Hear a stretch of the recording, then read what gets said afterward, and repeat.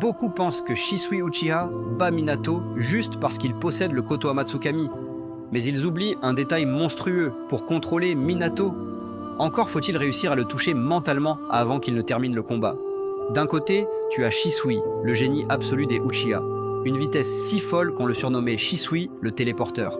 Un Sharingan capable de lancer l'un des genjutsu les plus dangereux de tout Naruto. Mais en face, il y a Minato Namikaze. Et Minato n'est pas juste rapide.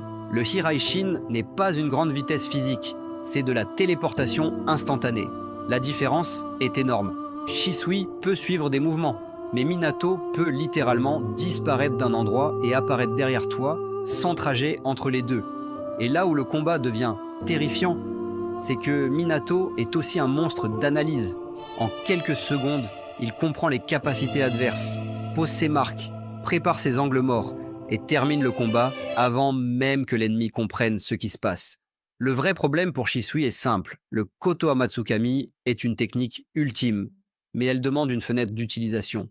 Et Minato est probablement l'un des pires adversaires possibles pour laisser cette fenêtre.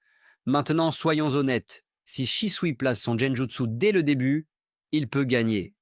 Mais dans un combat à mort, sans préparation, avec les deux au maximum de leur niveau, Minato prend la majorité des victoires.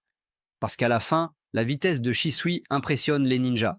La vitesse de Minato dépasse leur compréhension. Et toi, penses-tu que Shisui a une chance de battre Minato dans un combat à mort? N'oublie pas de me le dire dans les commentaires.